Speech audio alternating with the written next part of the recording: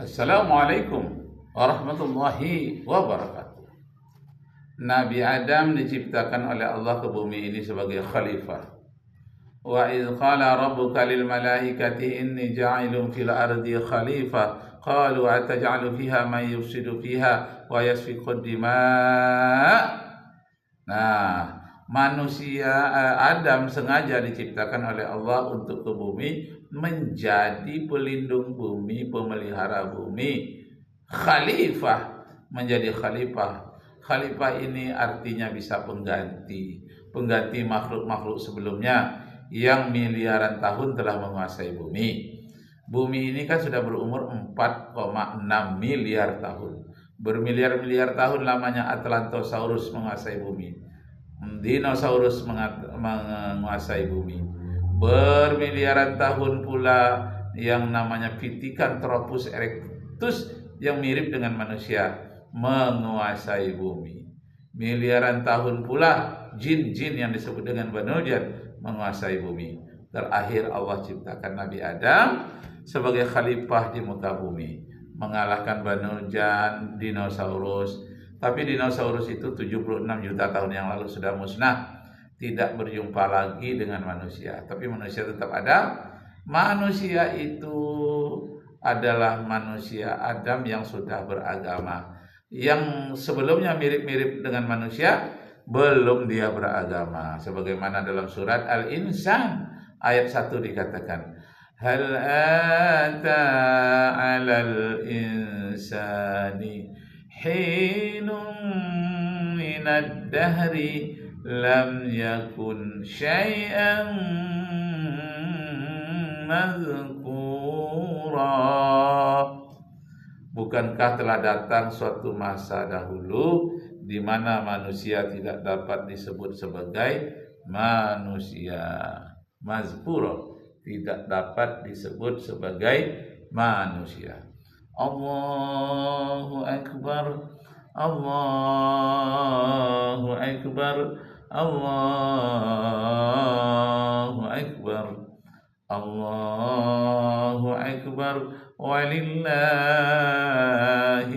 hamd.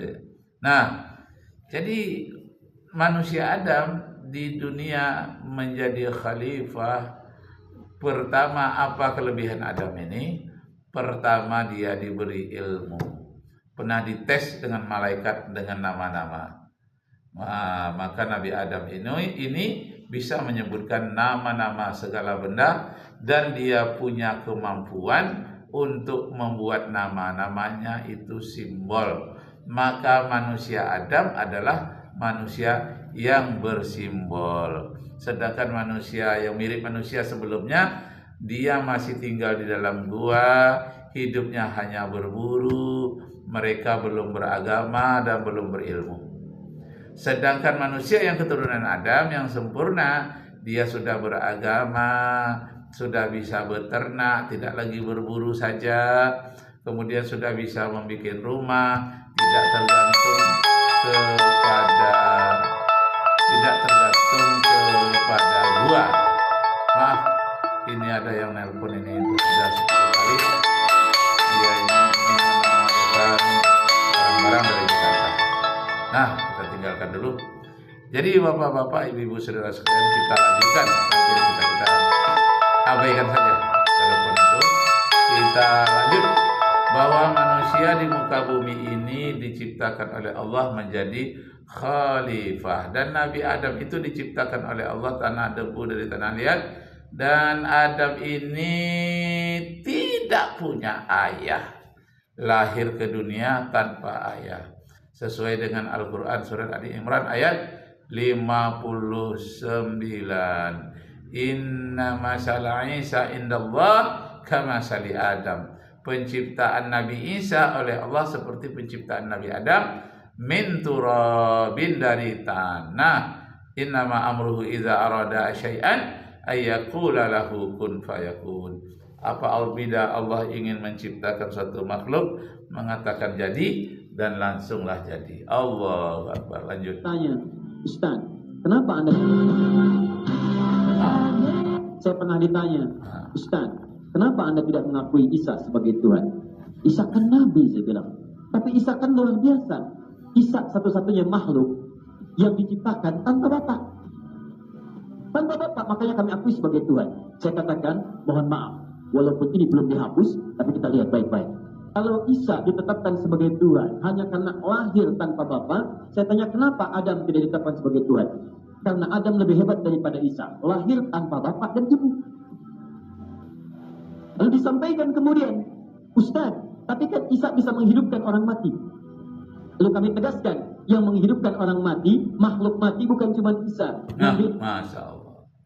Jadi kalau disebutkan Nabi Isa itu dianggap Tuhan karena tak punya ayah, tak punya ibu, kata Ustaz Adi Hidayat, tidak dia punya ayah, maka Nabi Adam lah yang paling berhak dipertuhankan, disembah, karena dia tidak punya ayah sekaligus tidak punya ibu. Masya Allah. Oh, karena dia tidak punya ayah, di dalam kitab perjanjian lama, perjanjian baru begitu. Nah, di dalam kitab perjanjian lama juga disebut ada namanya Melkisedek. Tidak berayah, tidak beribu Melkisedek, dan tidak bersilsilah. Tidak ada silsilahnya. Muncul begitu saja. Masya Allah. Kenapa bukan Melkisedek ini yang dipertuhankan? Oh, dia dipertuhankan karena dia ini bisa menghidupkan orang mati. Nah, rupanya Nabi Elia bisa menghidupkan orang mati. Dan yang tersinggung saja dengan tulangnya, orang tadi bisa hidup. Tulangnya dalam kubur diambil, disentuhkan kepada orang mati, tulang itu ditempelkan ke orang mati menjadi hidup. Nah, sudah mati dia si Elia ini, masih bisa menghidupkan orang mati. Masya Allah. Jadi alasan karena dia tidak punya bapak, lalu dia anggap Tuhan, terbantahkan. Dia mengatakan tak bersilsilah, tak punya bapak, terbantahkan oleh Melkisedek. Kemudian dia ini bisa menghidupkan orang mati, terbantahkan juga. Banyak nabi-nabi lain yang bisa menghidupkan orang mati. Nah, bagaimana pendapat Ustadz Ali Hidayat berikut? Ibrahim pernah menghidupkan makhluk mati dengan izin Allah, dan caranya lebih hebat dibanding Nabi Isa. Buka Quran surah kedua Al-Baqarah ayat 200. Burung-burung yang sudah dipotong mati, ditaburkan, dipanggil dia hidup lagi. Ketika Ibrahim menyampaikan kepada Rabbnya, ya Allah, tolong tunjukkan pada saya bagaimana menghidupkan yang mati. Masya Allah. Qala awalam tu'min, Allah berfirman, kamu tak yakin dengan saya? Qala bala walakin liyatma'inna qalbi. Saya yakin ya Allah, tapi tolong tunjukkan supaya hati saya lebih tenang saja, supaya hati lebih tenang. Supaya tenang. Lihat baik-baik, kata Allah, ambil burung, potong-potong, kemudian tebarkan di setiap bukit. Jadi setiap bagiannya pisahkan, simpan bukit 1, bukit 2, bukit 3. Thummad'uhunna ya'tina tasa'ya. Kamu tinggal panggil, hei datang dengan izin Allah. Isa manggil, hei hidup dengan izin Allah. Ibrahim manggil, hei hidup datang dengan izin Allah. Nabi Isa menghidupkan yang mati, maaf masih utuh, ditepuk, bangun dengan izin Allah. Nabi Ibrahim lebih canggih, dipotong-potong dulu, disebar, dipanggil, hidup dengan izin Allah, nyatu lagi dengan izin Allah Subhanahu wa Ta'ala. Lalu kami sampaikan, kalau Nabi Ibrahim menghidupkan yang lebih canggih dengan izin Allah, kenapa beliau tidak disebut sebagai Tuhan? Masya Allah. Makanya di sini kemudian Allah menegaskan, Inna. Awas hati-hati, sungguh penciptaan Isa itu seperti halnya penciptaan Adam. Sama tadi Adam, seperti halnya penciptaan Adam alaihissalam. Maksudnya sama-sama sebagai manusia, sama-sama bersumber dari ciptaan Allah Subhanahu wa Ta'ala. Nah, jadi Bapak Ibu Saudara sekalian, inilah perlunya ilmu perbandingan agama. Ada latar belakangnya yang disebut dengan Maqaranil Adiyan ini, perbandingan agama ini, oleh Syahrastani Milal wa Nihal, judul bukunya. Ada keinginan di belakangnya itu, ilmu perbandingan agama itu. Ada apa? Keinginannya untuk membentengi umat Islam dari perusakan akidah, membentengi umat Islam dari pemurtadan. Karena program pemurtadan itu memakan biaya yang sangat banyak dan menurunkan orang profesor-profesor yang botak kepala dari Eropa sangat banyak jumlahnya dan sangat serius, sampai tidak tidur siang dan malam, sampai ke pelosok-pelosok dunia tingkatan apapun membuat sekolah-sekolah, membuat bagian kesenian, mengarang buku, dan segala macam lini mereka masuki. Nah, kalau tidak, kita perkuat akidah dengan ilmu-ilmu perbandingan agama ini luar biasa.